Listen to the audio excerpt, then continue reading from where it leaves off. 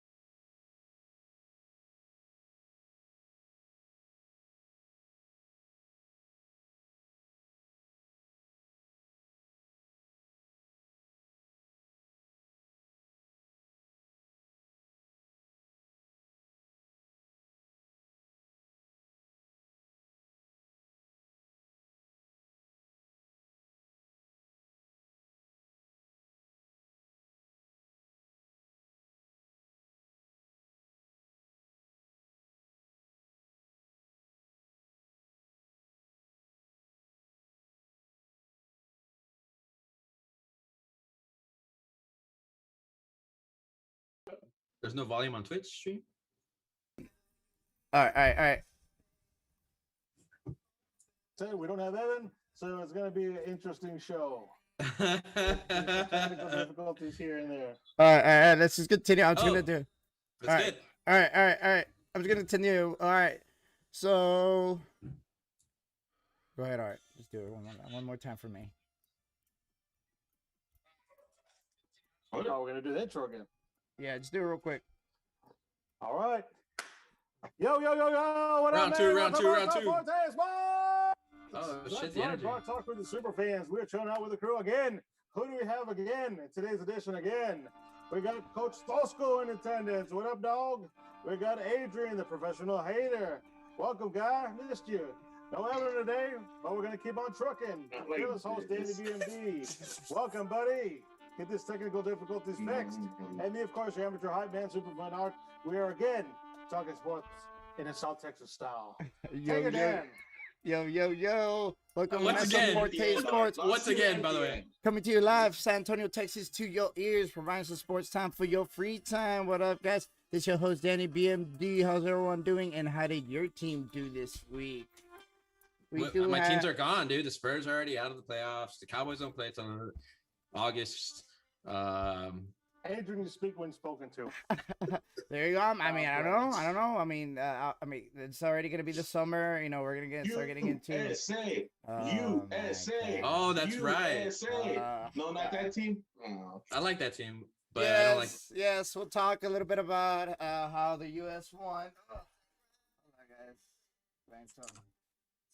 Difficult with my stuff over here. Yeah, so we're gonna talk a little bit about a couple things today. Guys, thank you guys for so much for following us today, as well as we're live here on Twitch, on Facebook, and on YouTube.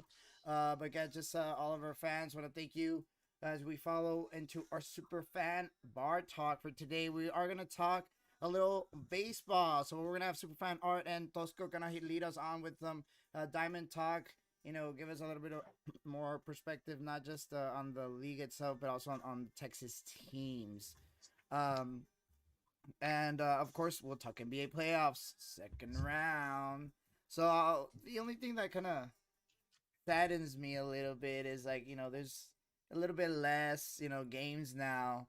And I don't know, there's not like a good game or one or two good games like every day. Now there's just like one or two, whatever. So that's the only thing. Spoiled. Yeah, spoiled, you man. get a little too flower, a little spoiled about it. I'm like kind of like but it is good games. Don't get me wrong. and we'll definitely talk a little our reactions to the second round there of the playoffs, and of course, Tosco. We are gonna talk a little football soccer news. We're talking about CONCACAF National Nations League, a championship. So the U.S. They have a huge success this past weekend. We'll definitely talk about that, and I'll be nice. I'll play nice. I'll play nice. You don't have to. It's Whatever, okay. dude. Whatever, dude. If we have a little bit of time, we'll talk a little bit about just a little bit about an exhibition showing that happened this past weekend, and see what's good or bad about it, and just like our reactions to it. If we have a little bit of time, we'll go over our feel good story of the night. So we'll go ahead and actually have super fan art lead us on with some diamond talk. Go ahead and talk to me, bro. Thank you, Dan. Before I dive into our diamond talk, just get a little roundtable discussion on who's drinking what. We're a bar talk after all. So who's drinking what? Danny, what are you sipping on? I got my spice punch. Yeah, boy. Spice punch. Excellent. Adrian, are you sipping on anything? Munching on something? Good. Just being a hydro bro today. That's Dr. right. Pepper bottle. I love it. yeah, exactly. Adrian, he just had Freebirds, a big old burrito, so he needs to wash it down with something. Yep, exactly. Coach Tosco, how you doing, bro? What you sipping on or eating? Some green tea, buddy. Green tea. Green tea. I like it. Decaf or regular? Oh no, regular. I need to get going for this. You know, I need the caffeine. Excellent. I feel you on the caffeine. That's what I'm drinking. 32-ounce Dr. Pepper. Any other state, this would be like an extra large, but in Texas, it's a medium. Wait, 30, that's a medium? Medium's Whataburger is regular. Yeah, it's like, what's it? Damn. Well, you know what they say about medium. I don't know. What did they say? I don't want to know. You just either way, it started off good. Yeah, thank you. That's the thing about my jokes is that it's not the punchline that's good. It's just like the follow-up or something. No, not even the follow-up. No, it's just knowing like the start, the intro, and then it just it falls. But I never end my jokes. I just say shit. People are like, "Oh, that's funny." Open-ended. Yeah, exactly. Hey, you want to make it up in your head what I thought I was gonna say? Exactly. Leave it up to the mind. Yeah. Excellent. I like it already. We got some good energy going on. All right. So we got a lot of basketball to talk about. First, let's just get the baseball out of the way. For real. You can say this is our appetizer before the main course. So talking a little baseball, just some current American League standings in descending order. Got the Tampa Bay Rays at the top and the Boston Red Sox, the number 2 spot, followed by Chicago White Sox, your Oakland A's, and our Houston Astros at the number 5 spot. Sadly, the Rangers in the AL League, they're dead last. Second to last. Dead last. What are the records for the Astros and Rangers? Oh, you mean? You're talking about the Orioles as well. Orioles are the ones who are dead last in the AL. Oh, okay, I got you. Houston's number 5 in their division. Are the Orioles good? Yeah, people keep saying that's their year, but what's their record? Not this year. Do you know the record? The Astros are 5th in their conference, and the Rangers are 14 out of 15. So in their pretty conference. much last. But do you know? do you know what their? I've seen comebacks from that. Win-loss? As of yesterday, the Astros win-loss was 33 wins to 26 losses. The Rangers is just 23 wins to 38 losses as of yesterday. Things change. There's baseball almost every day. I'll get into that as for our Texas baseball news.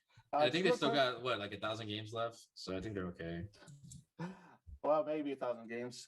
Just real quick with the National League standings. At the top, we got the San Francisco Giants, followed by the San Diego Padres, Los Angeles Dodgers. 4th spot is Milwaukee Brewers, and 5th spot is the New York Mets. So very strong baseball out there in California. Pretty much, if you're even thinking of going to California, you're going to face like a top 10 team. Just real quick with some news on the Astros end of things. Astros were of late. They were able to win their series with the Toronto Blue Jays.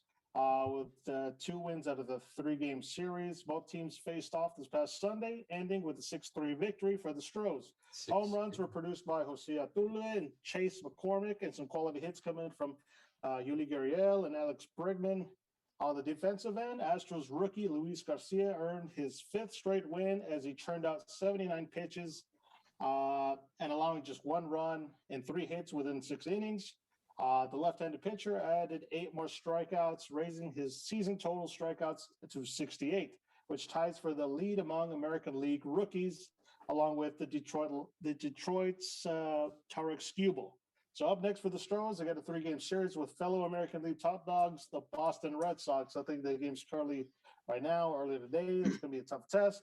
And moving on, going to the Rangers, which obviously I told you they're 14 out of 15 within the division. So the struggling Rangers were able to just get 1 win on their 3-game series with the top-ranked Tampa Bay Rays, who are number 1, like I just said. The last game, which was this past Sunday, Rangers fell 7-1 and pretty much in front of their own home crowd. The only run for the Texas Rangers came by Nate Lowe in the form of a double play grounder in the 1st inning. So sadly, the Rangers lost their 7th series within the past 8 series, which is pretty damn bad. And things don't get brighter from here, because up next, the Rangers are going to go ahead against the National League juggernauts, the Giants and the Dodgers. So they're going to need they're going to need a whole lot of luck and then some. Like, you know the movie Angel in the Outfield? I love that They're going to movie. need angels and devils and fairies and all this kind of magical creatures to help them get through those series. Yeah. So that was pretty much my news for both of our Texas-based teams. I want to go a little discussion with some. I have a few questions. I didn't know there was that many hockey teams. It's crazy. Okay, here we go. I just wanted to add to that, though. Look out for the Rangers. They're going to end up trading some of their big pieces like Joey Gallo. Nate Lowe might be a possibility, even though he's a young guy. I know there's teams that are out there looking for a position player like him. The Rangers don't have it. I mean, they just don't have the pitching. They got rid of a lot of their older players. They're trying to start new. Yeah, I mean, they got rid of some of their best players when they were, earlier in the decade or last decade when they were going to the World Series. Those guys are gone. A lot of those guys that remained are gone. And more recently, whatever moves they did make, sadly, they've already gotten rid of them. So, the Rangers it's going to be tough for the next few years. And the Stros, they're actually doing real well despite not having good pitching, at least it was expected, because Verlander got hurt coming into the year. Greinke, we didn't know where he was going to be. McCullers has been great. And then you have rookies, like you said, what was it, Luis Garcia? Garcia, yeah. That, unexpected. He's coming in doing real good.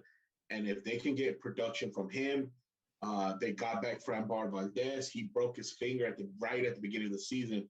He was out until a couple of weeks ago. And if they can get, quality starts from Urquidy and Garcia and Valdez, now we can see the Stros actually, as real contenders, because that lineup is still good. That lineup's still one of the best. And if they can have those pitchers come out and perform, not only that, their bullpen, they can do something in the postseason. They can make it to the postseason and be real players for that championship. Excellent. All right, some optimism out there for the Houston Stros. Rangers, they're going to need a couple of years and then more. And probably. Awesome. Well, I got a few questions. This is open-ended. It could go to anyone who wants to feel free to answer them. My first question is, currently the New York Mets own Jacob deGrom, pitcher Jacob deGrom.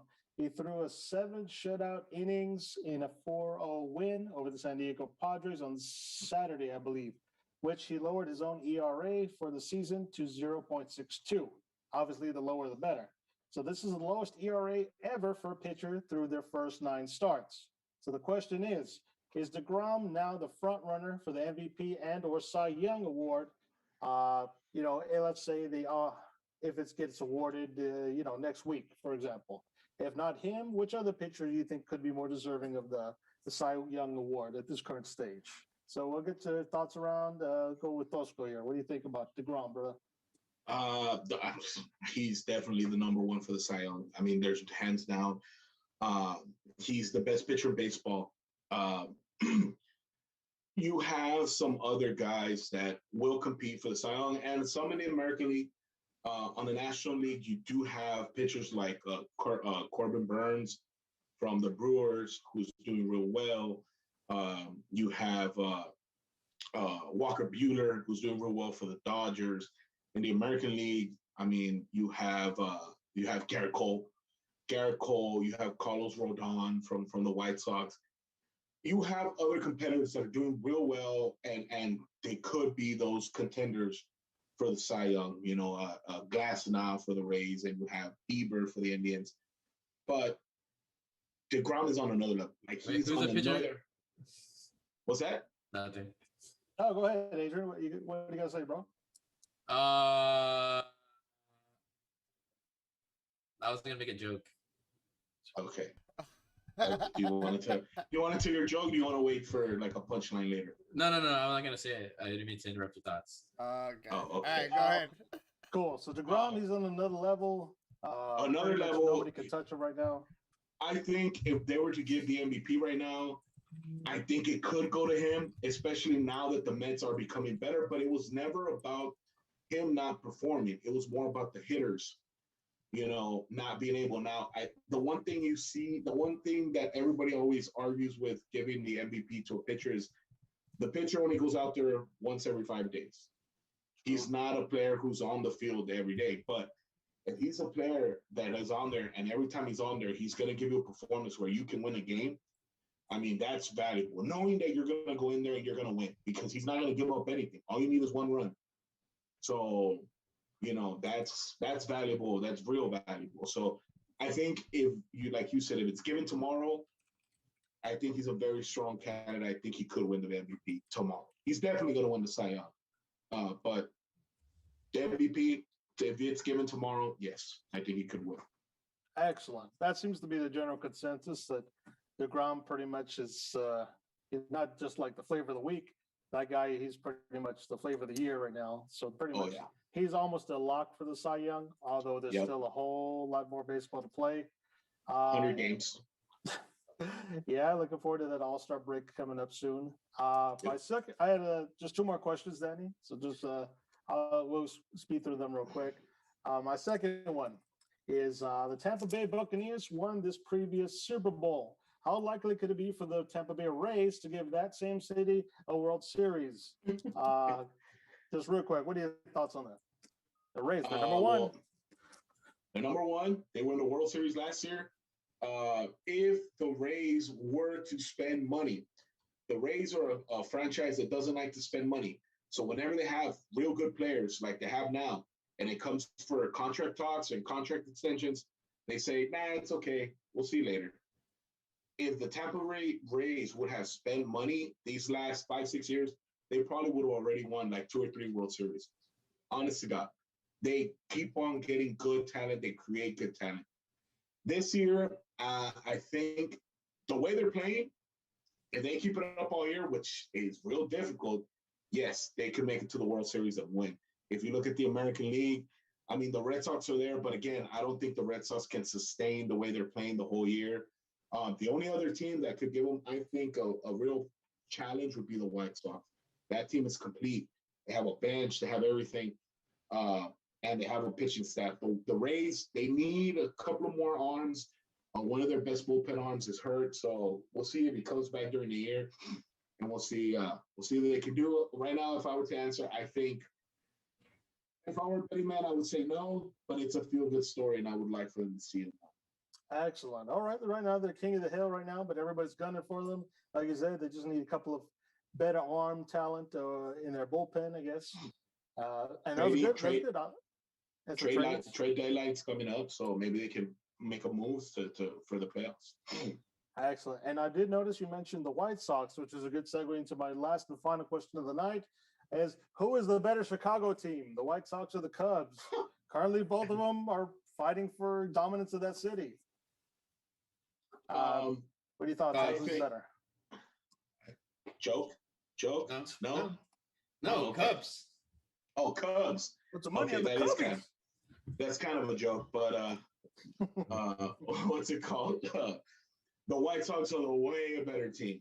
The Cubs are playing really good right now, and they have been playing pretty good. I mean, I think they were more in a hot streak a week or two ago, but they're there. They're competing. They're doing good. They have to, because the Cubs won the championship, 4 or 5 years ago? And all those players, that team, that core, slowly but surely is starting to disappear. It's starting to go away. Chris Bryant needs a contract. Javi Baez needs a contract. You're talking about two premier players at second and third base that they need to give max money to. They're not going to do it to both. One of them's going to go. So once that happens, you have Anthony Rizzo at first. Anthony Rizzo. Older, and he's older. He already has his contract, but he's older. If they start losing and they don't compete, Rizzo's going to get traded to make room for that cap space. So I think it's going to be tough for the Cubs to keep up with this continued success. But Rizzo's pretty cheap. I mean, comparatively, he is compared to other huge contracts. But if they're going to just start over and, build another team, a team up again, rather get rid of, either Brian or Baez and get rid of him and get his money too. I think he's already on the latter end of that contract. So the Cubs are playing good, but the White Sox are a way more better team, complete team. That lineup up and down is scary. That bench, your men Mercedes coming out of nowhere is scary. That rotation with Giolito, Rodon, Keuchel, they have tons of arms. They have Crochet. They haven't even brought up some of their best arms up. So I think the White Sox are a real contender to win this World Series. Wow! This year, not just the best team in Chicago, but you think you already have them aiming to winning the whole thing. I mean, they have those arms. They have three. I just named you three arms. Garrett Crochet. Then they have Michael Kopech, who is a up-and-coming rookie who they're bringing up from the minors. They have him on the team. They're limiting his appearances. They're limiting his innings. This kid can throw 102, 103 regularly. They don't want to put him out there so that they can have film on him. They don't want to put him out there too much so that he gets tired. They're saving him for the postseason. He's going to come in, and it's going to be nuts. It's a secret weapon, if you will. Yes, sir. Awesome. I like it. Well, we'll just have to see how things go with the remainder of the season going on with the trade deadline and the All-Star break. But some good baseball action going on currently. So thank you, Tosco, for your baseball insights. Adrian, you did well. Thank you. I appreciate we'll go ahead and pass the mic. I don't know much about hockey, but I wish I would have gone that joke though, but whatever. I was gonna ask you, like, hey bro, can you not name all the fucking pitchers in the MLB, please? Thanks. Hey, there's some good arms. And like, you weren't even just naming pitchers; you're naming like Cy Young or potentially nominated pitchers. Well, that's what he asked. They were just coming in. I was just saying. And you said, Adrian, like, why did you talk about ERAs and all this? I gave you everything you wanted and more. You didn't say nothing. I didn't know nothing. I didn't know the lower was better. I was like, got him, Adrian. I saw some pictures with like 3.12. I was like, damn, that guy's good, man. Oh no, that is good. But DeGrom is just I'm telling you, he's on that I know. right now, bro. Yeah, that's like that's all good. Stick to the minors, Adrian. Stick to the minors. Yeah, sorry, I was used to Tim Tebow. That's the only baseball I watched. Oh god. So that means you're gonna watch Jaguars games or what? Hell yeah, bro! I got the Jaguars jersey and everything. Number 88. I don't know number 80. No, he's 86, or something. I don't know, bro. I thought he was 85, bro. He's hooking up the Chad Ochocinco energy. Oh, here we go. Oh yeah, because of that. We'll get to that. That's the only thing I saw. I was like, that's great. We're gonna go ahead and pass the mic to Danny. What sports are we gonna move into now, buddy? All right, dude. So all right, guys. So we're gonna go ahead and go I'm glad there's into less basketball games. To be honest with you, why? Oh, here we go. Why? what do you mean? Because it's like, oh, you just talk about a game, like, oh yeah, bro, the fucking Nuggets, yeah, they're fucked. You know, that's it. All Oh right. my Well, god, Danny. we're gonna do the Jazz Clippers first. Jazz Clippers first. Danny didn't want to do it. Thanks, bro. Yeah, I was know, like, right? I was like, I really wanted to do it. I'm like, now I need to switch over. No, but no. All right, guys, we're gonna do the Jazz Clippers. So the second round starts now. So we finally got the first round out of the way again. You know, we don't have as many games starting, you know, during the week, but we do have a little bit more competitive games, a bit more. It's gonna be the games are gonna start slowing down a little bit more as they get more deeper into the playoffs, and then we'll see how like the real teams that manage all the injuries, all that stuff, can really kind of win out. So the Jazz Clippers is a very interesting series, I think. Right now, you could kind of argue, with the Nets situation, really, that offense is kind of winning. Um, it's kind of crazy because championship. What was it? Defense wins championships, right? But today's kind of this year's kind of been the lopsided version of that. I think it's just like where it's just like crazy offense, like just doesn't no matter how much defense you have, if someone has just crazy offense, like you'll never be able to catch them. You know what I mean? Well, I don't think there's hold on, let me good stop you there. defenses yet. Yeah, I don't think there's any good defenses yet. But go on. Well, that's what I'm saying. Like now, I feel like right now there's no. Well, I don't know. Like I guess like there's individual players that are pretty good defenders, but in the teams themselves, it's just kind of like. Well, Kawhi Leonard. Because you're seeing your 100-point games like averages or whatever, right? And you're like, that's But kind of like that goes back to the way basketball's being played right now. Yeah. I mean that is true. That's what I'm saying. Where it's now either 3-pointers or something in the paint. Where it's just like a high percentage shot. I wonder how the Spurs would have done, like the Dynasty Spurs, and this sort of. No, it's because they weren't fast, but they moved the ball fast. So that's the only thing. They just needed a couple of athletic guys and just everyone be able to shoot, and everyone was able to shoot. I mean, that's why they won. I don't think the Spurs could shoot at all. No, like well, I mean, you okay? They were super efficient, but that's for another. That's like, oh man, Yeah. 2014 Spurs. I can talk like we'll go back and forth, but I don't know. Going back to the Jazz Clippers, just kind of tying this into it. The Jazz did beat up the up and coming Grizzlies. The games were competitive for a while, but it just wasn't enough. Ja Morant is a future, but the future's not here. Just quite yet. And Well, yeah, I mean, he just can't put up 40 points every night. yeah, I mean, he's just a kid, right? I mean, but he's still growing into it. He learned, like that's the most important part of learning. And then just for the Clippers part, the Clippers do survive Luka and the Mavs in crazy Game 7. I mean, it was until the last like kind of quarter, which just kind of got out of hand for the Mavs. Just Luka just couldn't, it was just too much. He was hurt. Yeah, it was hurt, and Kawhi and PG actually took advantage of the lead and never actually gave it up.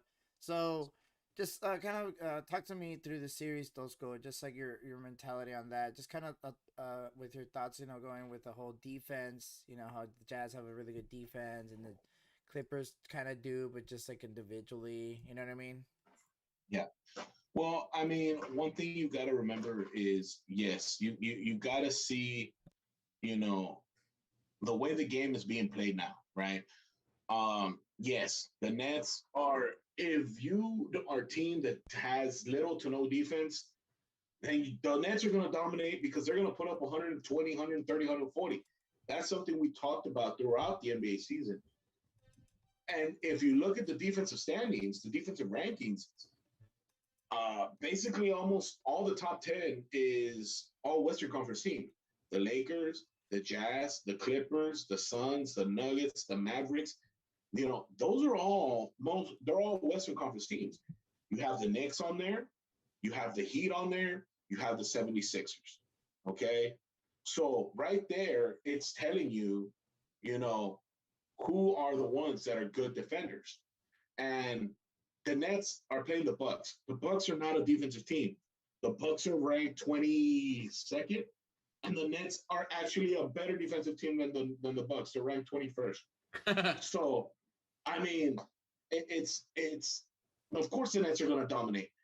But when they go up against the 76ers, if the 76ers make it out, that's going to be a true series. That's going to be where we see if defense really wins championships, because the 76ers are ranked 6th in defense. Mm-hmm. So if that defense can come out, especially with Harden being hurt, you put Simmons on either Durant or Irving, you slow them down. You're not going to stop because they're two of the best players in the world.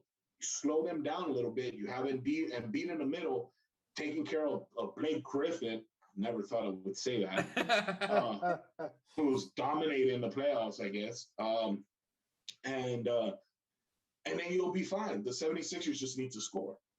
So I think you're right. Right now, the game's changed. The offenses are different, but defense is still going to win championships. Going back to that, the Jazz and the Clippers, I'll be surprised if this game goes to the 120s, 130s. I'm not saying it's not going to get to 100, but these are two real defensive teams. The Clippers barely made it out. The Jazz did dominate over the Grizzlies. It's going to be a good series. If the Clippers are playing the way they finished off the series, where, Kawhi and George were on there offensively, they were on there defensively, the Clippers can pull off the upset. But I think the Jazz are still going to be too much for them. I think Mike Conley was up for the first game. And yeah, Mike Conley's out. That's going to hurt a little bit. But you still have Clarkson. You're still going to have Donovan Mitchell. You're still going to have Gobert. You still have the role players like Ingles. And they have the other Bogdanovich, no? No, it's he was there. He went to the Pacers. Who's the other one they have? They have somebody else. Oh, no. Jazz? The Jazz, yes.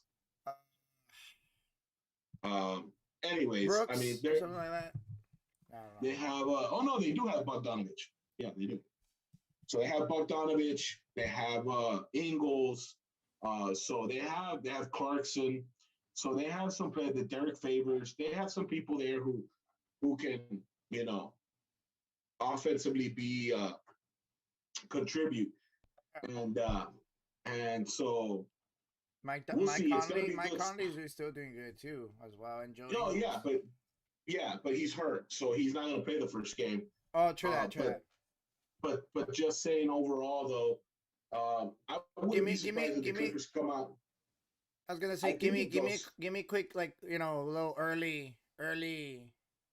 I think it goes. I think I wouldn't be surprised if the Clippers come out win game one. But I think the Jazz can come out and set precedent and game two, go forward. I think the Jazz take it in 6 games. All right, Adrian, talk to me, bro. What do you think? Jazz, Clippers. I don't know who those are. Oh, but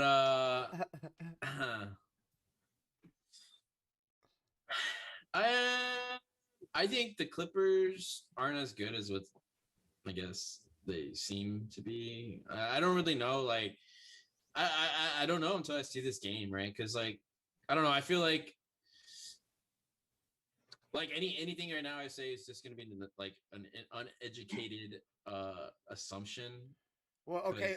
So then, what are you looking for? Like, are you looking for Kawhi to be good? Are you looking? Well, I think Kawhi's gonna be good regardless, right? Like even when he looks like he's not, even when he looks like he's having like a hard time getting into the game, like he's just dropping 40. Like I don't even want to know what this guy's like if he actually gets emotional. You know what I mean? Like what's gonna happen when he actually is like, you know what? I feel like I'm gonna try this game.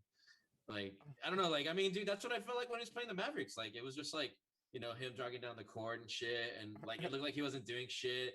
but then at the end of the game he has like 48 points. You're like, what the fuck? I didn't even. What the fuck did he do?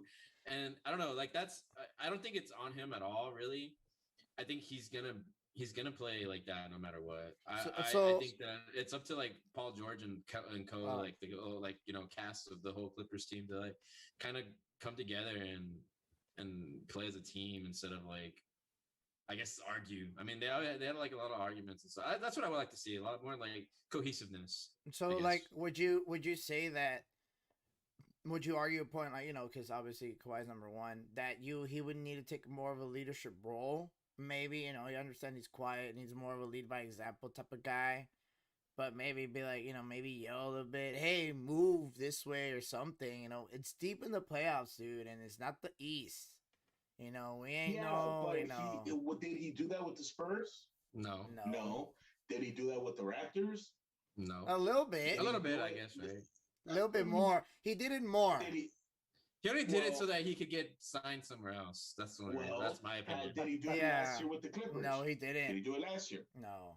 So he's not that type of guy. Like you said, he's quiet. The thing is that. So then what? Then Paul George needs to step up or what? Well, I mean, the thing is that this is not okay. Take away Paul George, you just have Kawhi. The Clippers are not gonna win shit. All right. They need Paul George. Everybody can shit on Paul George however much they want, and he doesn't show up in the playoffs, and this and that. I get it, right? But Paul George is a superstar that is needed to win any series with the Clippers.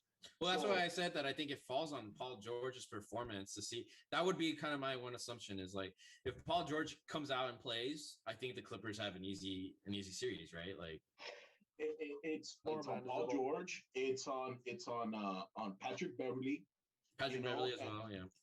And they got Rajon Rondo. I don't know why.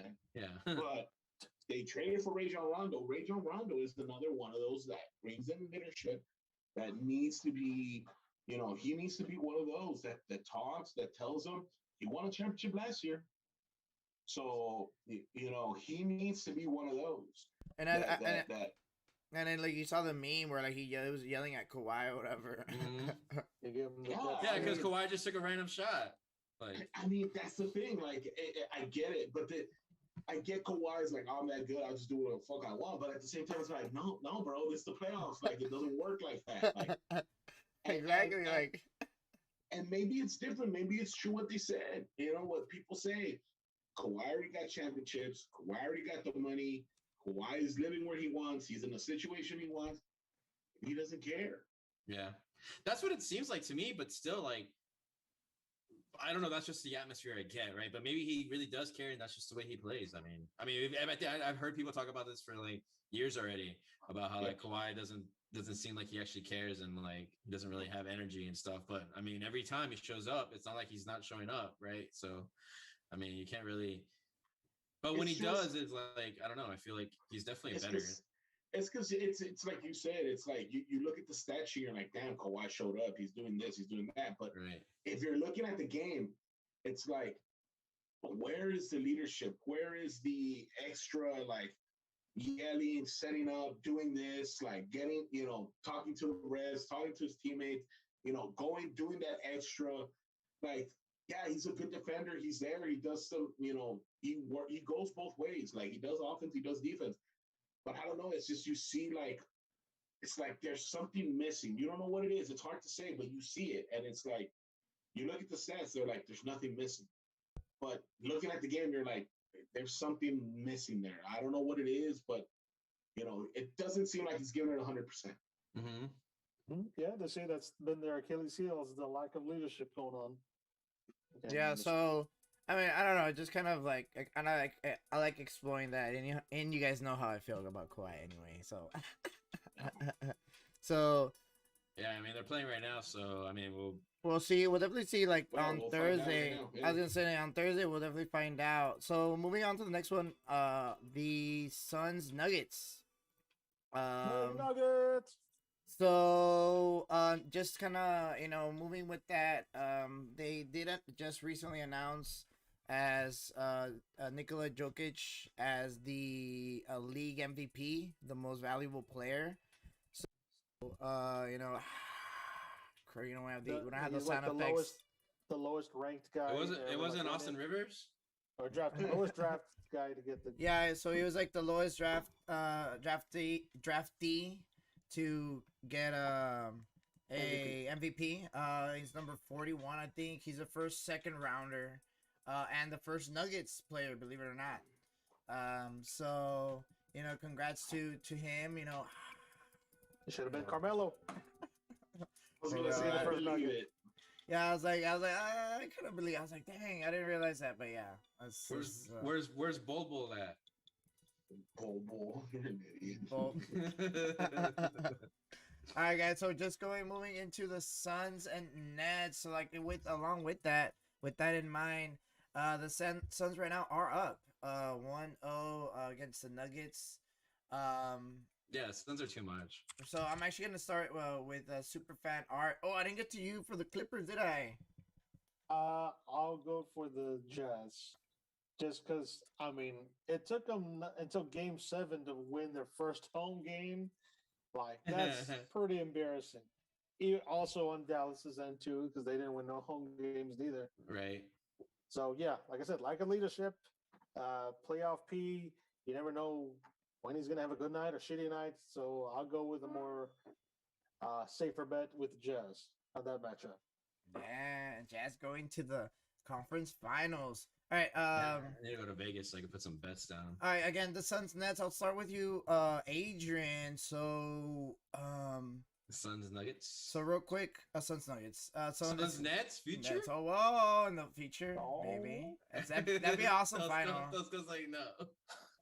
CP3 wins his ring and finally transforms. Girls 1 inch. Yeah, I think the Girls Nuggets. 1 inch.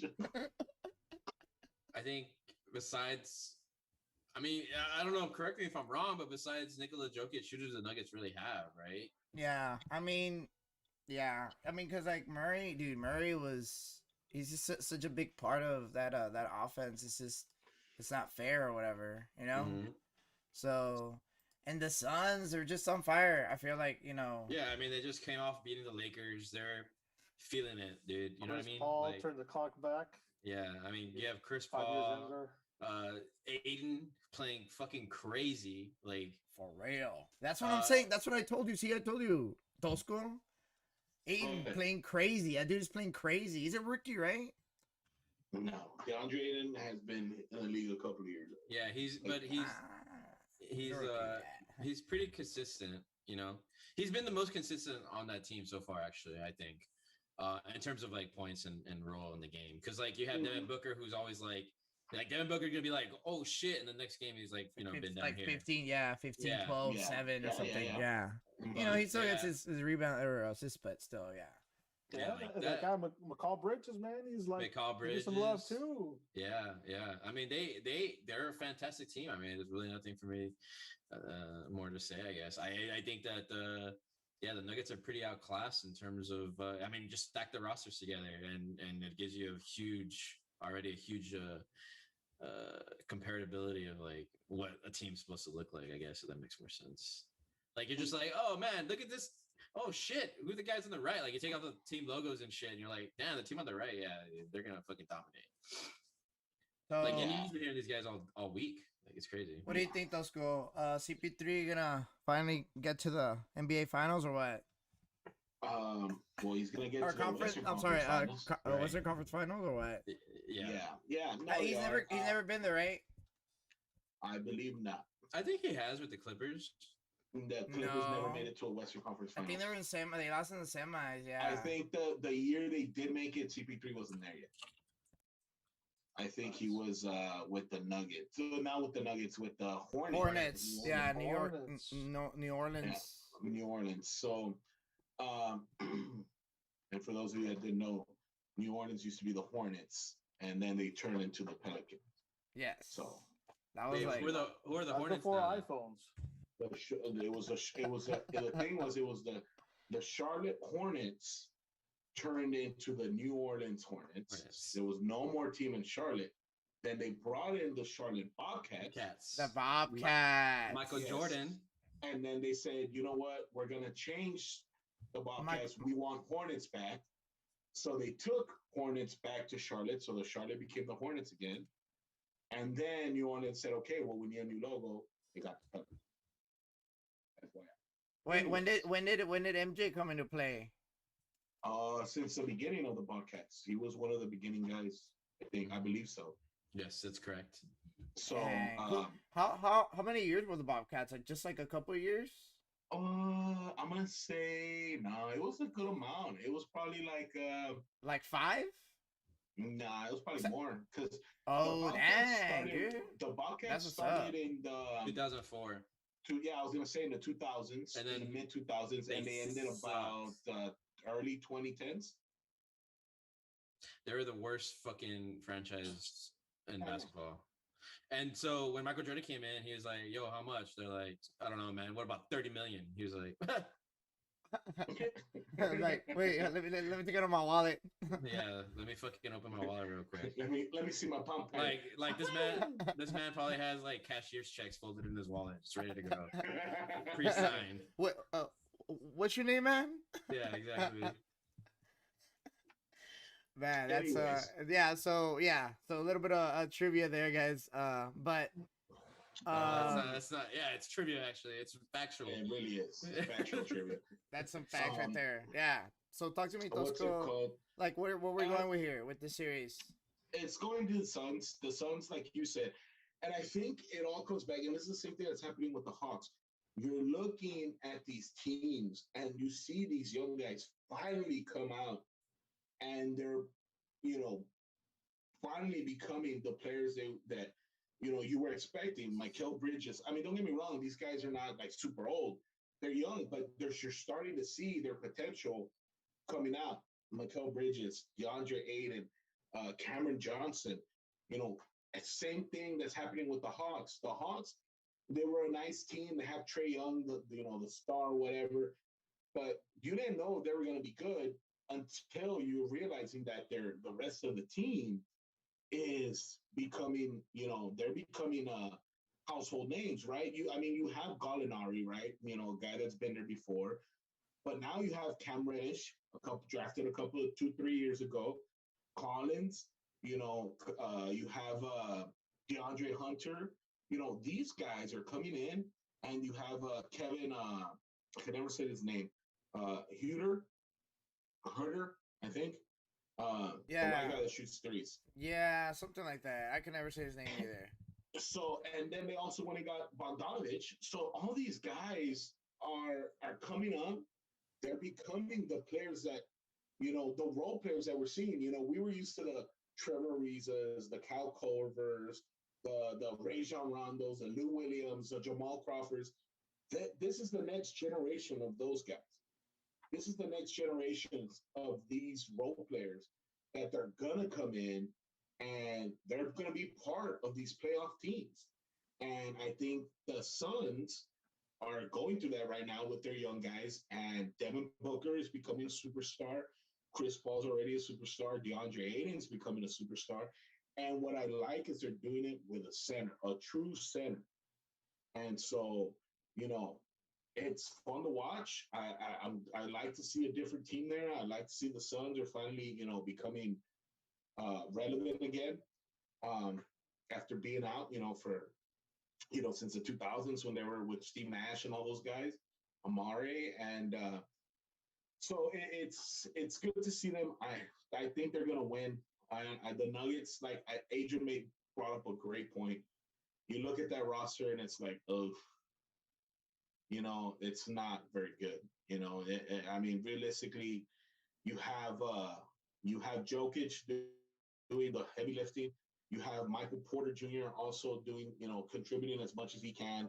He's having a good postseason. He's not shooting bad. But, you need a Jamal Murray, another guy that's putting up 20, 30 points. So, Millsap used to be one of those guys. Again, he was one of those double-double, 15, 20 points. He's gotten older. He's not that type of guy anymore. You can't really count on those numbers from him. Austin Rivers is not one of those guys neither. He's a shooter. He's one of those guys that comes in trying to get those threes. And then and they traded for Aaron Gordon, but again, Aaron Gordon still not doing that great. You know, he should be a in the paint player who is trying to shoot threes and not doing very well. So, Adrian said it perfectly. You look at the rosters, the Suns are with that. The Suns are going to take it probably 5. The Nuggets will win 1. Jokic will be out, but hopefully next year with Jamal Murray coming back, you know, they'll be better. Nice. So, I mean, I know that obviously, you know, we have I think like next year that's when they're really going to be really a big, like you're saying, like a big force. Like even literally like West contenders, like seriously. Yeah. You know, so we'll see what happens there. But I do want to move on, guys, right into the East. So we'll go right into, I know we already talked about it, the Nets, Bucks. So I mean, you know, that's what I'm saying. What? You know, is it just a sweep? Super fan art, talk to me. What's going on here? Well, I tuned into the game yesterday, and pretty much I was disappointed. It was a blowout. I mean, even since the last game, Harden went out within the first minute and didn't phase the Nets one bit. They put up video game scores. I don't know if the Bucks got too complacent by beating the Heat, thinking they're the shit, and now like I don't know, they were just blindsided. Oh, like Harden's out, we have a chance. Wrong. So, I honestly do think it could be a sweep, especially after yesterday's game. That was an embarrassment of epic proportions. There's just too much firepower. Blake Griffin stepped up. I think there was a chart of like how many dunks he had with the Pistons versus how many he's had with the Nets. I think he had like 0 with the Pistons, and now he didn't had 1. Yeah, he's already got like almost 20 something now. No, like he turned back the clock too. So like a lot of these older he just guys, didn't show up at Detroit the entire time. That's true. Maybe like a motivation. But he's turning back the clock. He ain't gonna be jumping keys, but he can make some points, especially with Harden out. What do you think, Adrian? Sweet. I don't. I think the Bucks win 1. You know, maybe like in Milwaukee or something, just off the bat, because you know Harden's out. Like maybe Harden is still out, like that 3rd game or something, and I don't know, you know, like, or he's in, but he's like, you know, not really in, kind of whatever. But maybe they win like just off of like, you know, Giannis just puts up like 58 points or something crazy, right? And like they just, you know, they just win that game. But yeah, I mean, it's gonna go back. If none of those teams have defense, and I think, and it's funny because I always have this argument with Tosco every time I get hyped on a team that's very offensive, like the Chiefs, right? For instance, in the NFL, I'll be like, dude, or like the Broncos that one year, right? And I'm always like, dude, or even the Patriots that one year with Randy Moss, right? I'm always like, dude, how the fuck did they lose? And Tosco's like, defense wins championship. Yeah, he always says that shit. Fucking pisses me off, but whatever. It always happens. So I think that, like, and my point being was that I think the Nets are really good, but yeah, once they meet up with a team that actually has a pretty good defense, I mean, I've already been taught this lesson thousands of times. So I think, you know, when it comes down to it, I don't think the Nets are that scary, actually. But yes, they do have a lot of firepower. Yeah, I see Tosco clapping right now. What's going on? I'm glad he's finally learning. I'm glad. Dang. Talk to me, Tosco. Nets 5-1. I mean 4-1. They win it in 5. Milwaukee gets a pity game, but Milwaukee just hasn't done enough. And Middleton, not a defensive player. Giannis, defensive player, but then if he does defense, he doesn't do offense. If he does offense, he doesn't do defense. Come on, bro. You're the MVP, reigning MVP. You should be going at it both ways. Right. They brought in Holiday, and it's the same thing. He either does defense or he either does offense. Yeah, not either or. You need to do both. Yeah. They don't really have, and then they have a bunch of role players. DiVincenzo, they have what's the other one? Connaughton. They have all these guys Lopez, that come in. Lopez. Well, they have him, but I mean, he is not really a defensive guy anymore. He's more of an offensive guy. He's shooting threes. I mean, so it's just it's too much. If they're gonna go, if it's no defense and they're gonna go straight up offense versus offense, they're gonna lose. So the Nets are gonna take it in 5 games, and Adrian brought up a great point. Once they see a team with defense, that's when we're really gonna see a true Nets. Yeah, like what the Nets really are about. Really basically. have, what they're made of. So we'll see. Yeah. So I think I think it's gonna be a gentleman sweep 4-1. I was kind of surprised, dude. I don't know, like for the second game, for the first game it was like okay, it's whatever, but the second game I was watching it, like I actually watched it, and it was just very bad. It was very very it was just way too much. They had absolutely no answer. They're shooting threes, dude. I think they made like 15 threes in like the first like half. It was bad. The Nets. I'm very, very, very excited to finally see them if they do go against the 76ers, which I think they will end up going. Like we're all saying, it should be an actual defense against an offense. I don't know. It's gonna be interesting.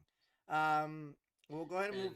Yeah, go ahead, Adrian. I just wanted to point out that like what Dusko was saying about like a player that can play both, like that's basically what the 76ers can do. They have a lot of players that can play offense and defense. Yeah. So yeah. It's they have a very interesting dynamic. So it'll be interesting to see for sure. Yeah. Yeah. So so everyone's showing a little love to the Nets until they go against a more capable defense. Yeah, and then for the Nets, I think Definitely. it's just gonna be one of those things where, they just need to win and then just let Harden heal.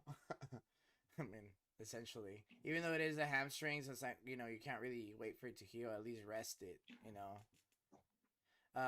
So just going to the 76ers Hawks. Now the 76ers did fall against the Hawks. Joe Embiid, they have 39 points. To Tobias Harris 20, and Seth Curry is actually was leading at 21.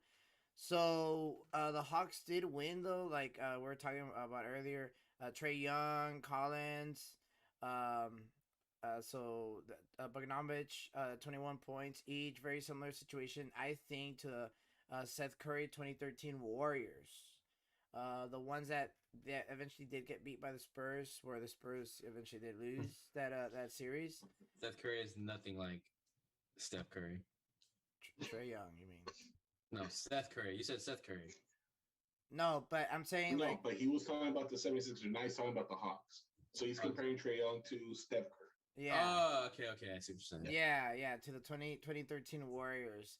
So, and then just kind of showing flashes of what the 2015-2018 Warriors was.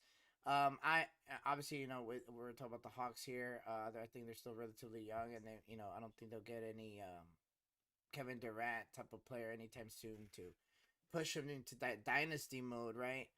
But it's very, very interesting. Like you were saying, Tosco, the new generation of NBA athletes, of NBA players.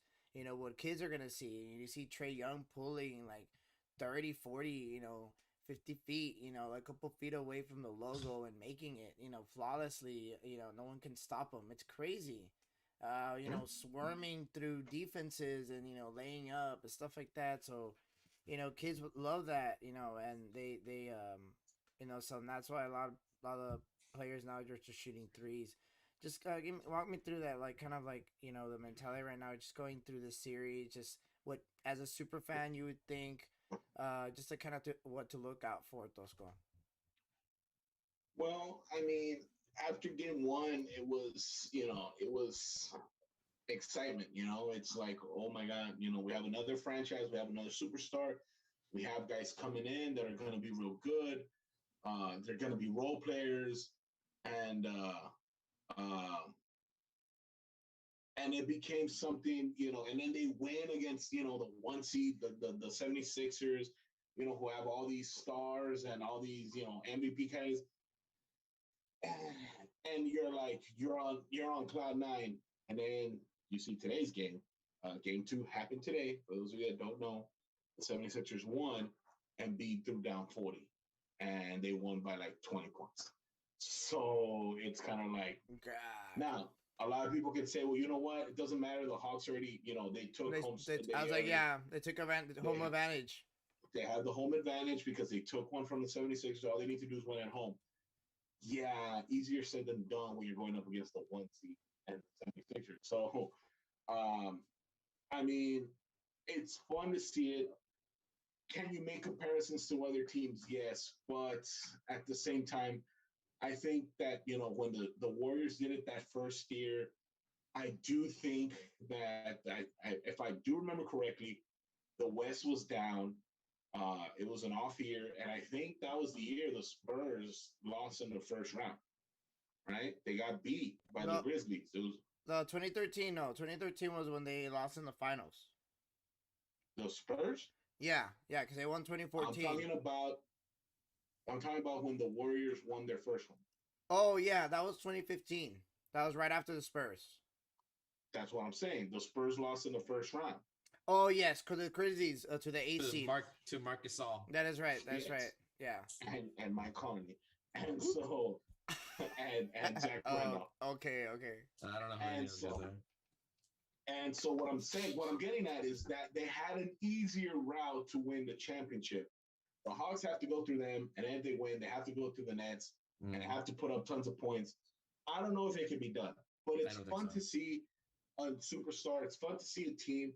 Now you're going to know going next year, okay, we made it. We went up against the 76ers. Let's say they lose the series.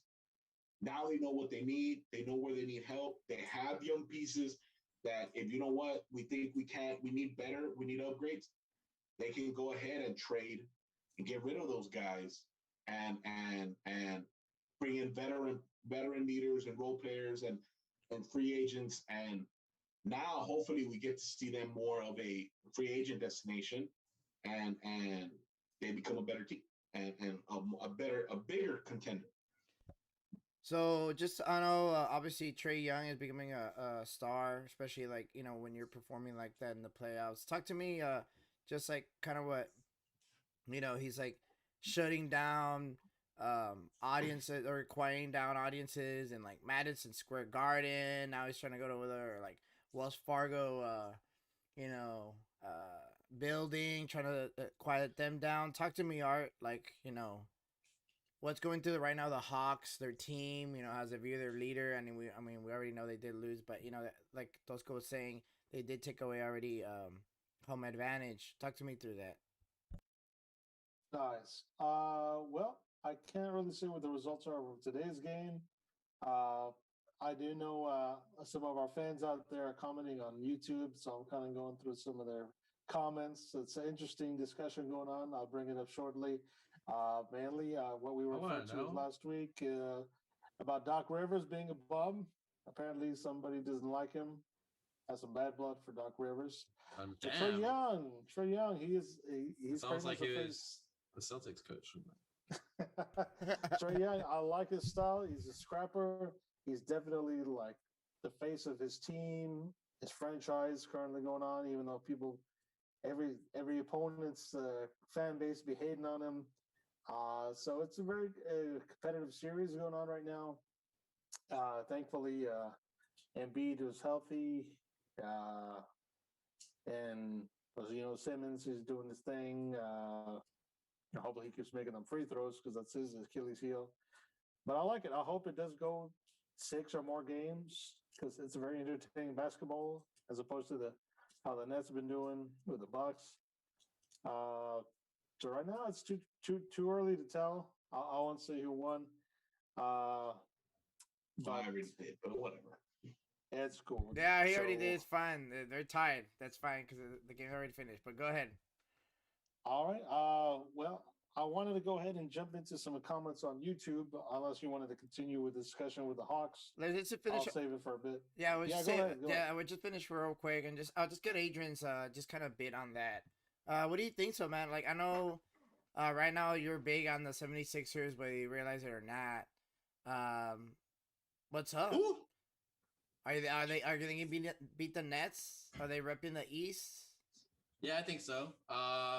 and yeah, and I think they can take the Nets. I honestly, I don't know. Like again, I think the Nets do have a lot of firepower, but I mean the Sixers do too, right? But anyway, um, I don't know, dude. I feel like I can't trust the Sixers. I don't know why you say that. Like I feel like I'd rather have Embiid than Kevin Durant on my team. Oh You know what I my, mean? let's go, Okay, let's I don't know go, about that. let's Settle go, down. That's how far I'm gonna go. No, let's I go. think the Please. trust. I don't want no busted ass old guy that can give me 40 points a game but doesn't play half of the season. Oh, okay. I think the reason why you don't trust is because They haven't done it. They haven't done it, and they haven't performed well in the playoffs, and I get it. But I don't think it's I don't think I would rather have Embiid than Durant on a team. I was I'll gonna tell you say. I mean, come on, you have to believe, dude. that. No. All right, so I think he just left me off on that. I mean, it was like, you gotta dang, believe. it's like he's out, he's done. All right, guys. He did have free birds. All right. Exactly. Hey, super fan art, talk to us about what's going on in our chat. All right, so I've been monitoring some conversations going on YouTube. We got a good bit of discussion going on. I mean, aside from the Doc Rivers being a bum, some of our fans out there, they're rooting for the Nets. Mainly, I'm going to jump into some comments made by Mr. Josh, screen name Josh Ain't Kidding.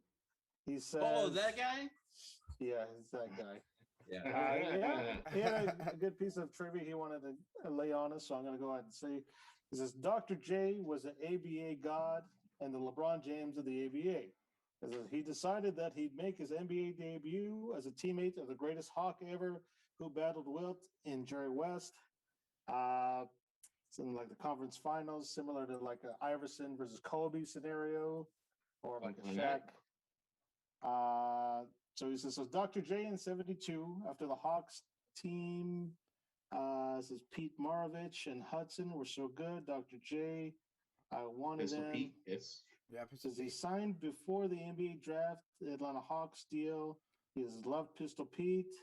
They were the first alley-oop team, the first like Showtime team. like the first Maybe like the first Lob City. Lob City, if there was one back then. Okay. Because the issue was Dr. J got sued by the Bucks. This is Kareem and the big old team of 72, and the NBA and the ABA. Since Dr. J wore 54, it's retired now.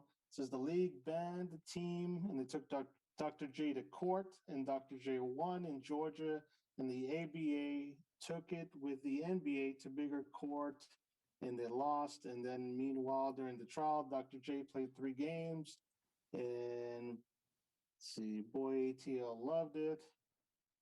NBA forced the Hawks to give up Dr. J to the Nets. I need to see the bibliography on this. I know. So too. All right, talk to me. There's still more. There's still a little bit more.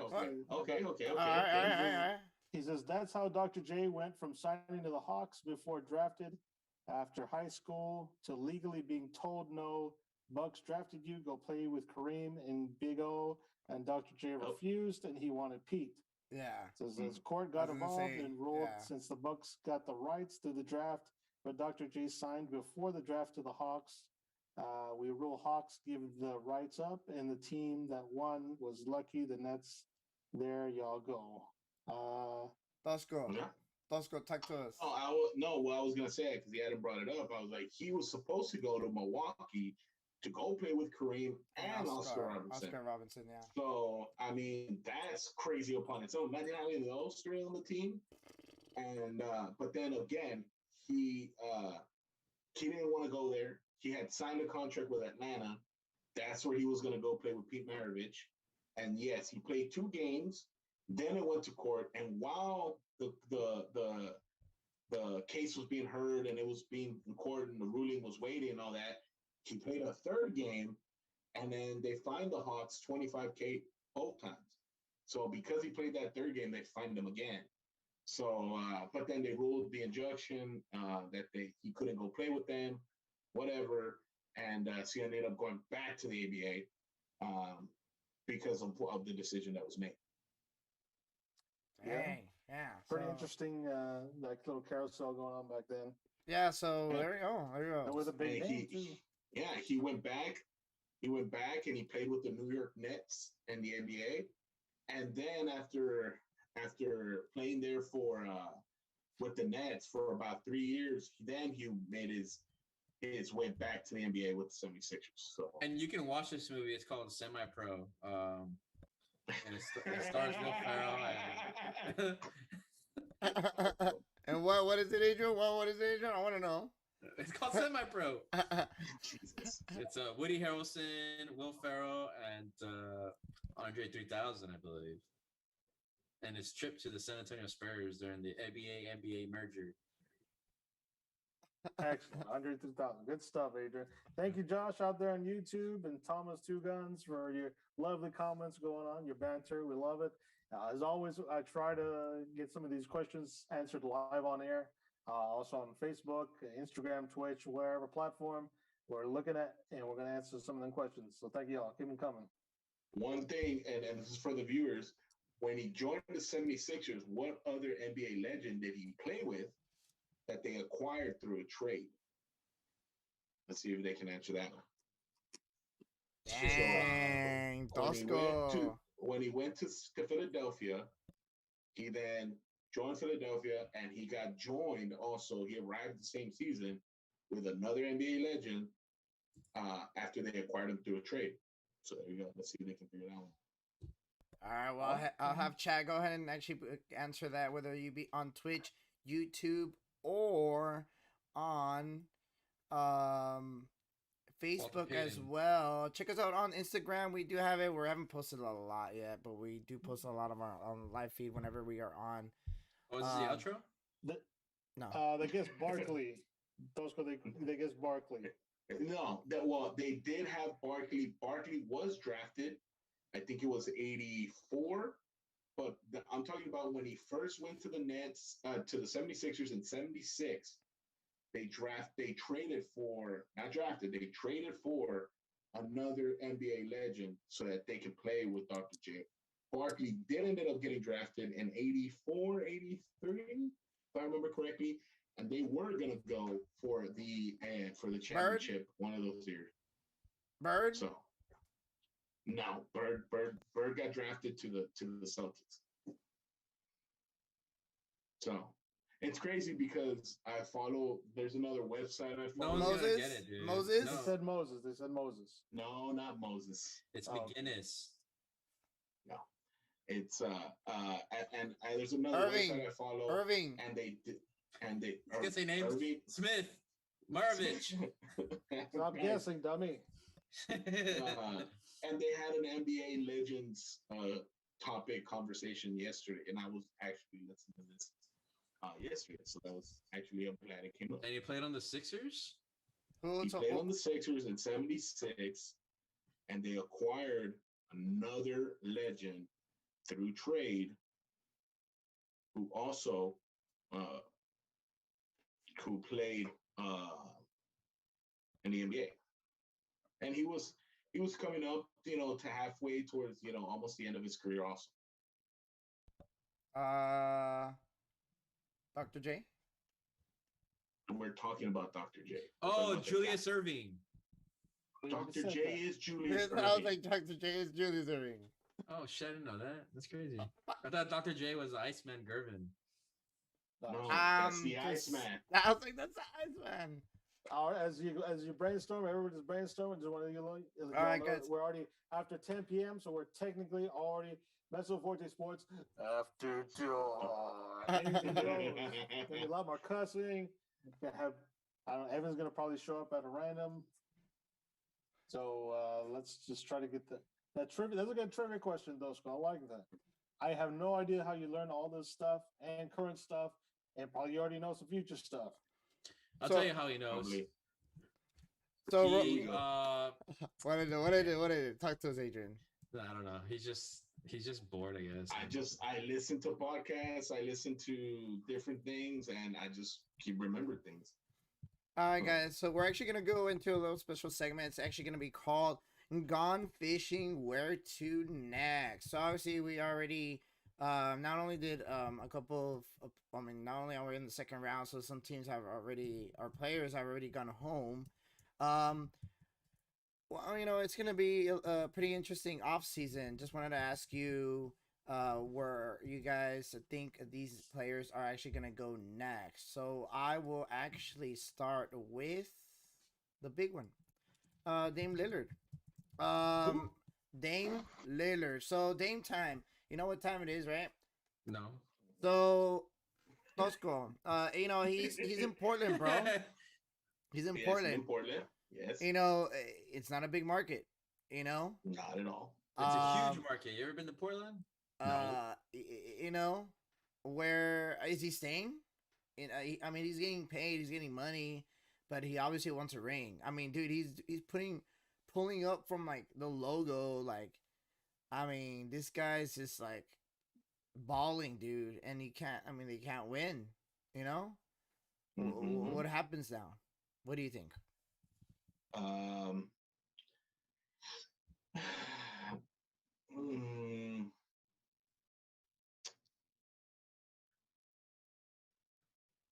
I think we have to view it as okay. Remember, he's still under contract. Okay, so that's one. It's one thing if he wants out. It's another thing if going out actually happens. Um, Remember, the only reason why these things come up is because you have big markets that are willing to trade and give up extra for a superstar.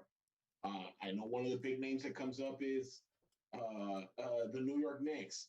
But again, if the Knicks go ahead and trade for Damian Lillard, you're talking about you're going to have to give up at least 3 first-round picks, not including all the money you're going to take, because he's getting paid. He signed the Supermax, I believe. Yeah, so yeah. You're paying 40, almost 40 mil a year. He has a base salary of 39 million. So, yeah, he's getting paid. Portland gave him the Supermax. He's not a free agent until 2025. So, if he says, I don't want to be here, okay, sure. That means that teams are going to go to try and go get him. But it's not going to be as simple as like, oh, let's go trade for Dame Lillard or he wants out. Yeah, but it's going to cost a lot of draft capital or money or players for somebody to get Dame Lillard. So do I think he would fit in some teams? Maybe Dallas, maybe the Knicks, maybe Atlanta. Oh, I think he would be awesome on some of these teams.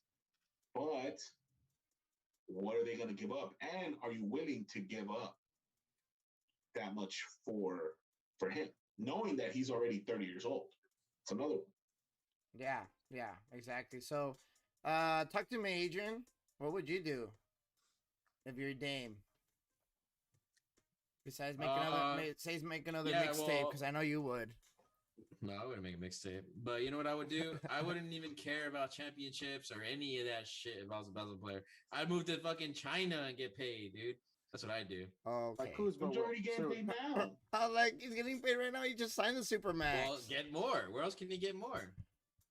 Anywhere else? I don't know. Texas, Lakers, maybe? Because it's like tax free or something. I don't know. Honestly don't think he can get any more money. Yeah. I mean, unless he gets if he goes to LA, he could probably get more shit. Hey, you want to join my movie or some shit or whatever. Endorsements and other extras. I mean, if he goes to China, he'll become a legend and they'll have statues and shit for him. But that's what I want. That's what I would do. I'd move to China, make bank. Everyone would be like, what about Hong Kong? What do you think about that? I fucking hate Hong Kong, bro. You ask any Chinese, any person that's from China, and you ask them who the best basketball player is, they're not going to say Bryant. They're not going to say LeBron. They're not going to say Jordan. You know who they're going to say? Yao Ming. Stephon Marbury. Why? What? Stephon Marbury left the NBA to go play in China. And he's still there? Legend. Well, no, he already retired. I think he's a coach now. Oh, okay. Bro, he's a legend in China. A Damn. legend. Look Wow. up. There's a documentary on Netflix. Watch it. Well, I know. Ooh. I like documentaries. Hey, I Yeah, know. I'll Like, I give it a mean, look. I know a lot of players just kind of go to. I mean, they go to over there and play and finish just kind of like their careers and stuff like that. They get paid pretty good. I mean, It's kind of like a soccer player coming to the MLS. Same kind of thing. yeah, that's literally exactly what it is. So, Like the best player, according to any American, is David Beckham. Is it though? Yeah, it is. I have a good take on that. We'll talk about it a little later. Nice. Okay. all right, guys. Well, before we move on, Danny, our folks out there really want to know what the answer is to Tosco's trivia question. Apparently, they don't want to do the research. It is so at the beginning of when Julius Irving got joined Sold. and went to the NBA, all right, in the 76-77 season, the 76ers actually went ahead and traded, okay, for Nate Archibald, okay? They traded for Nate Archibald, okay, for him to go with him and play with him.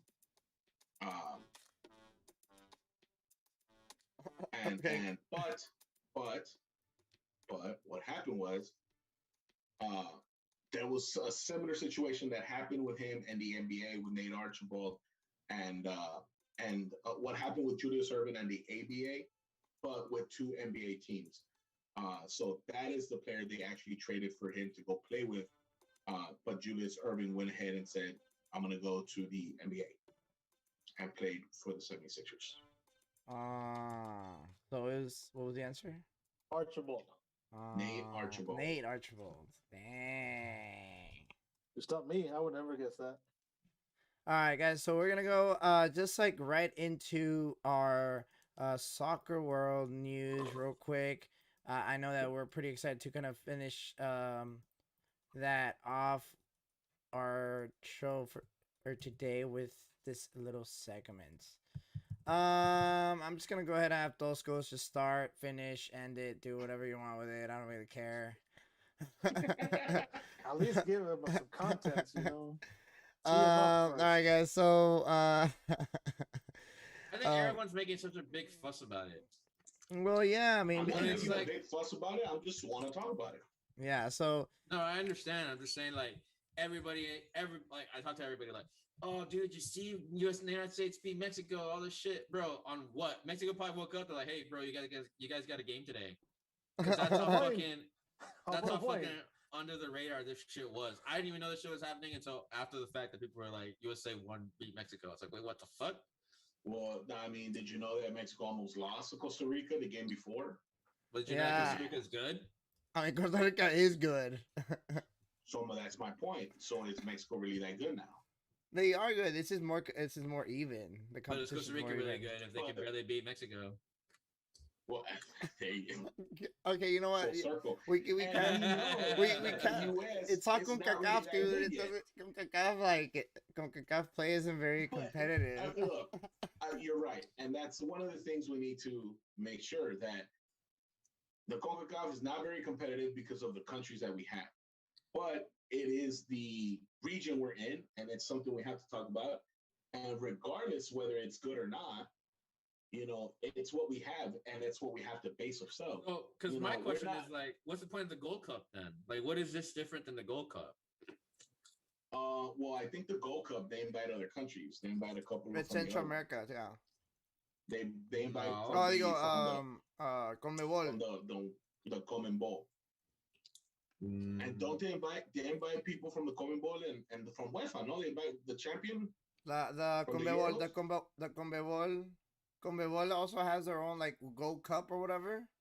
Yeah. And they invite from CONCACAF. Okay, yes, so I know. Yeah, so there's one invited guest this year, and that's Qatar. They'll be playing in the Gold Cup this year. No, really? Yeah, they will be. Yes. What are they? How for everybody. How is that even gonna work? Like, I don't even know. What do you mean? They get on a plane from their Saudi princes and they get dropped off here, probably via parachute or rocket. I don't know, something crazy. All right, everybody, the plane landed and you hoverboards right now. Oh man, no, I mean, oh man, these camels look weird out here. They're horses and shit. I mean, I don't know. That's crazy, dude. I did not That is know pretty that, crazy, Adrian. though. Yeah, that's pretty crazy actually. Like that they're a guest. Like they're like, hey man, they probably paid a bunch of fucking money too. They're like, hey man, we gotta get somewhere. Euros like, nah, bro. Fucking Gomenbo's like, nah, we're good. And then Goff's like, hey, fuck, man, we need some shit. We need money. Wow, that's gonna be interesting. All right, let's go. Yeah, so talk to me. So getting back to this. So so the CONCACAF Nations League, the U.S. did beat Mexico 3-2. They beat them in overtime. Second on the second. And the second extra time. Extra time. Sorry. And it was actually really competitive. It's actually really pretty crazy. I mean, like I said, CONCACAF isn't very competitive as is, league, but even then, it still does have good play. Just like kind of my thoughts on it, I told Tosco, Adrian, the guys, that I would be pretty, just and fair on my judgments. So it is actually the first competitive win versus Mexico in 8 years for the U.S. First competitive win, as in the first competitive win tournament. So including World Cup, Gold Cup, stuff. So the United States is just making up tournaments so that eventually they can win one. I mean, I'm not gonna say anything with that. Listen, I love the United States soccer team, right? I mean, I'll cheer for them no matter what. My thing is that this is a tournament that I've never even fucking heard of, and and it's a tournament that came out of nowhere. And when I'm looking at the subs, there's like 12 of them on each team. It's like, what the fuck's the point? Like, this is not a game. This is like, there's 5. This might as well be a friendly, which is fine, but let's not make it seem like it's like the game of import that the United States has won, right? Like, it's not even a proper league. Like, it was, and I understand what you're saying, because some people may be taking this as an overreaction, and I understand that. Right. Making it as into some, oh my God, we're back, we're here, or whatever. Right, exactly. The thing is this, okay?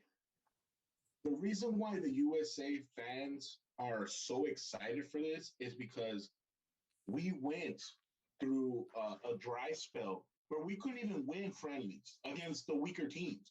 We couldn't beat Costa Rica. We couldn't beat Honduras because we transitioned from the Clint Dempseys, the Landon Donovans, the Michael Bradleys, the older players that were there forever, to a new generation. Yeah. And they haven't been just real quick. They haven't been exposed. Those new players haven't been exposed to the world through the World Cup yet. And that's the thing. They didn't qualify for the last World Cup because of how shitty the play was. You had a mixture of players that were maybe up and comers. They didn't really know what they were, and you had old guys in there, right? So, it was a mix, and it was a coach who was trying to do too much with something. He was trying to do A-level tactics with a C squad. That's not going to work, right? You need to get to their level and build them up. So that's why they weren't any good. Now you have a brand new team with a bunch of young kids. This is one of the youngest national teams that's out there right now. And it shows promise, the fact that these guys are so young. If they qualify for the World Cup next year, they're all going to be in the World Cup in their early 20s. Mm-hmm. They can make it to another 2, maybe 3 World Cups if they qualify, in their career. Imagine having that experience from being so young moving forward. The potential this creates is huge. Now, why does it create this potential? Or why does it create this excitement on top of that? Because we played Mexico, who has been the best team in the CONCACAF for the last decade, okay? And you beat their A squad. This was not their B squad, C squad. Right. This was their A squad. This is their top players. People can argue, oh, we were missing 1 or 2 guys. Sure. But for the rest of it, this was their best team. And we went out there Win or loss, the performance that the U.S. gave was encouraging. It was good. It showed that we had potential, showed that we had the fight, and it showed that we can compete. Now, was this a good game? It was a great game to watch. Tactically, was not great. There was a lot of no defense. There was a lot of sloppy offense. Yes. There was a lot of mistakes. Okay, but even through all that, we had a good game. We were able to see, and it shows. You know what? The USA has something here, something a good collection of talent, and and a collection of talent that not only is winning here, but they're winning with their clubs. Yeah, they might not be the superstars yet, but I'll tell you one thing: Winston McKinney, the number 8 for the USA, he's playing in Juventus. He's playing with Cristiano Ronaldo. Bro, I guarantee you, I don't even know if he talks to him. He probably doesn't. Ronaldo might be doesn't even know who he is on his team. But the fact that he gets to see Cristiano Ronaldo practice and sees where to position himself on set pieces and go up and head those goals in, McKinney, not even 6 foot, was jumping over the towers of Mexico. And they were killing Mexico on those set pieces. Yeah. McKinney should have had at least two on set pieces. He's a short kid getting up higher than everybody else because he knows where to position himself, he knows how to get up, and he knows how to head the ball. I guarantee you he picked up something. Maybe he talks to Cristiano, maybe Cristiano showed him. But just the fact that he's there every day with him on the pitch in a practice field, that's already helping the USA. And that's something that a lot of these players have now that wasn't there before and that Mexico doesn't have. Yeah. And so that's something that is, I think Mexico has them. Mexico only has 3 or 4 players in Europe, bro. No, oh, you're talking about European players. I thought you were talking about players of like no, they have potential, players. I guess. They have players with potential. Don't get me wrong. They only have 3 or 4 guys, 5 guys in Europe. And so, what's the real, is them? Because we can go back and we can argue, the MLS, because a lot of these U.S. kids started in the MLS, they were in the MLS academies, and then they go off to Europe. Before, those same kids would stay in the MLS. And even some are still in the MLS now, but they would stay in the MLS, and we wouldn't see that next stage of development. It was like stunted. I think them now going out there to go play in these teams, even if these teams are not as competitive, they're not the best teams, they might not have the best players, but they're in a stage where they get to see the best teams. They get to see the best players. Okay? And it elevates their game, even if they just pick up one thing. And I think that's something that Mexico is lacking. And it's something that maybe needs to, change. But I agree with what I was talking to Danny yesterday, and Danny said a great thing. This game had a USA gained more from this game than what Mexico had to lose in this game. So even though Mexico lost, they didn't really lose that much. It was just another game against a USA team that's up and coming, whatever. I guarantee you, if they would have played each other 10 times, Mexico would probably win more of them. But the fact that the USA was able to compete and show off, what they have, those young talents, it gains a lot more for them, the confidence and the enthusiasm and the potential that they have in themselves. Yeah, my Yeah, I don't really talk to me, Adrian. I don't really care about. I think the players are could be fantastic players maybe one day. My concern is just the coach. That's it for me. I mean, talk to me about what do you think? What do you mean about that? Well, I mean, we're talking about players that have no experience in Europe and all that. Like our coach literally is from LA Galaxy, so I mean, you're talking about a coach with, again, like in similar aspects of Mexico, where at least the Mexican head coach is like, Conmebol head coach, right? Like he has experience in that region. He was a coach of Barcelona, bro. I was gonna say, yeah, he coached Yeah, yeah. Barca. So like that's what I mean. Is that in terms of tactics, we're like really outmatched. So I think that yes, in terms of players, we could probably win. That's why I really liked. That's why I really have no faith, I guess, in this team, is because I think that once we get to that level, those players aren't going to be able to get there. Like just because of the simple fact that we don't have the coaching ability or experience to get to that next level. And a lot of people say, oh, he's undefeated right now and all this shit. Or, I mean, not undefeated, but like he has like 1 or 2 losses or whatever. But we haven't played anybody. Like, and the whole COVID things happened. Even before that, there was no World Cup going on at that time. We weren't playing the Netherlands at I don't know, you know what I mean? Like, there's been no games against Germany. There's been no games against Spain, all that stuff. So, I don't. Yeah. And I agree with that. But Yeah, at the like same time, good gauge markers. Yeah, no, you're right.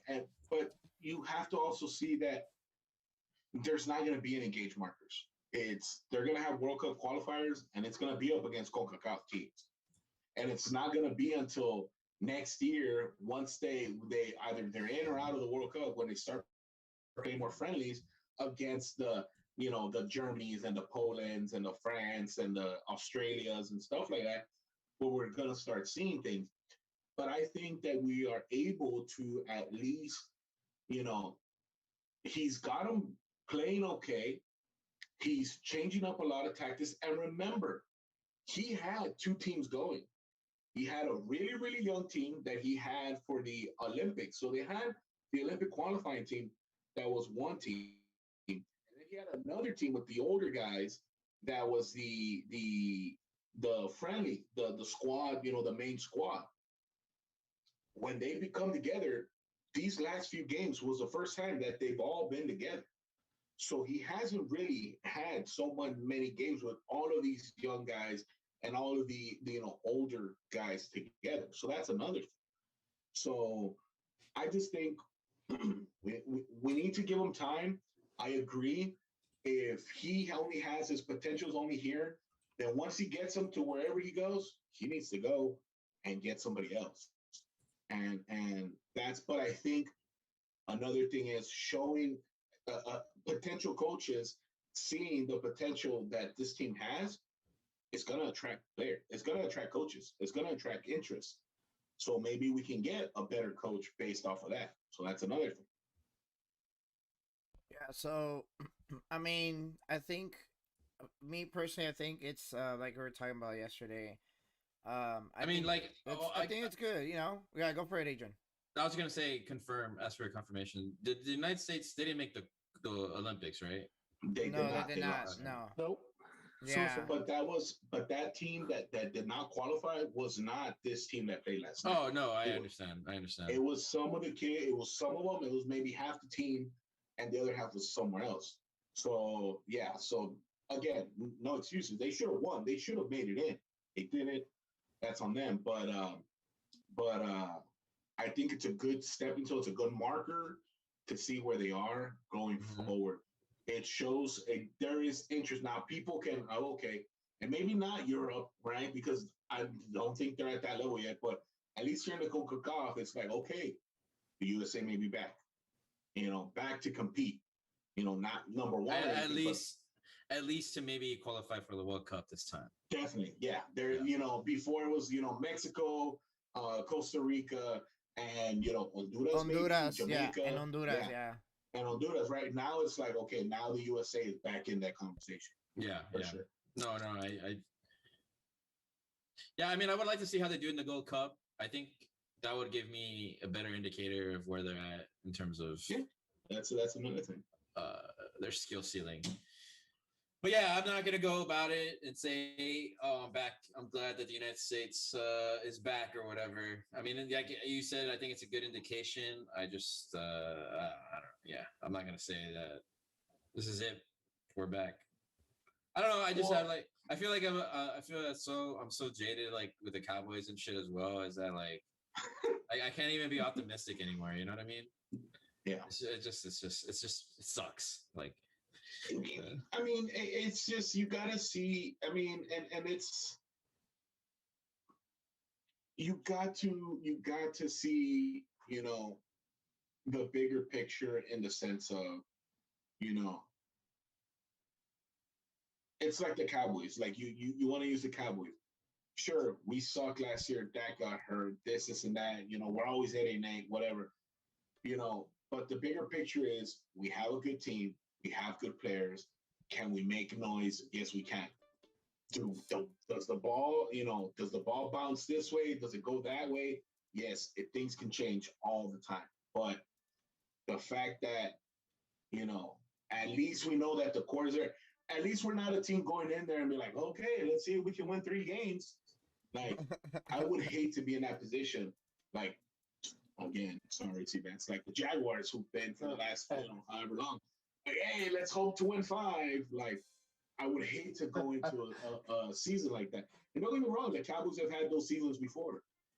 Back in the early 2000s and then in the early 2010s when those had transitions periods where like we knew that it was going to be a struggle in the season, like, oh, can we let's at least beat our division opponents, and but now having this team, knowing what you have and going forward, you can say, hey, we should be able to beat the Panamas. We should be able to beat the El Salvador, the Jamaicas, the Trinidad.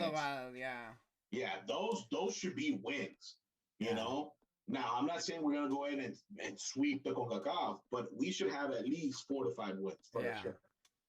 So that's what this sets going forward. So that's something that is good, and I like. Yeah, well, I mean, and obviously, I'm a Mexico fan. You guys know that. But shit, bro! It was a good game. I thought your accent was from Curacao or something. No, it's from CONCACAF. Oh, okay. I don't know. So so I mean, and like I said, it wasn't a very good game for Mexico, but I think it was a way better game, or a much important game for the U.S. Honestly. Like kind of, well, it's sort of a launch pad for the World Cup qualifiers in like 3 months. It just kind of, so already, World Cup already, for, next year or next 4 years or whatever. But in this case, it's just, I'm obviously, I want the Mexico to be always king of CONCACAF, right? But, that's not really saying much. But I'd really, we always like to have, not just, honestly, I always tell people, you measure the bar that you should measure yourself in should be the lowest, or like you see like all these very, very low talented teams like Jamaica and stuff like that, where like that's literally what the CONCACAF is. Mexico and US and all those are strong teams, but the weaker teams aren't that good. You know what I mean? And the US isn't even beating them. So once they get to that level, I feel like, I feel like the CONCACAF should be more competitive. And, it's always better when your rivals are always good, It's kind of like those Kobe Spurs series where you hated Kobe, but, you respected him, right? But, one of those things. And one of those things, and going on with that, Danny, it's like, if you at least had 3 or 4 teams in the region that were good, that had the talent, then you can say, okay, we're measuring ourselves up. We have a good indicator. But like you said, we don't. We have Mexico, we have Costa Rica, and then Honduras maybe sometimes, and US, before yes, recently no. So, and the thing is that we can't change our region. That's the region it's going to have, and that's the region we have to measure ourselves. So we're not as lucky to have like the Euros that's coming up with all these amazing teams playing each other, and we're gonna see. It's like we're having a mini World Cup this year. So, we're gonna have to base ourselves on that. But a quick question for you, Danny: what did you think of Tata Martino's what's it called, tactics with like rotation? Yeah, I mean, it's because I don't know. I feel like sometimes like the old coaches, they just kind of like we were talking about earlier, where like if it doesn't, if it's worked, why change it type of stuff, and they don't like really adapt. So we're like, dude, learn the team, learn who's good at what, put them in the best position available for them to succeed. Don't try to force your game plan on a team that's just not gonna be good at it. You know what I mean? Like you have Chucky like at doing being a 10 for what? What are you doing? Like, and he's not even in the right position. 10, like fine, 10, put him to the side. No, like right in the middle. Like, what are you doing? Like we have, I mean, you're controlling the middle, but you can't even shoot. No one can score. Chucky just has the ball. Like, I mean, he can't. He's an off the ball type of player. Like I don't know. There's a lot of like kind of discrepancies right now. I don't know. I forgive him because it's like a couple games, right? Whatever. But he just there's just too much talent sometimes. Where like there's too much talent for you to fail. Kind of like the Nets, if you will, where it's just way so much talent. But I think, like I said, this game specifically, I don't think the Mexico lost so much as the U.S. won. Um, you can't tell me that did not have a chance. They did have a chance to come back to tie it and whatever.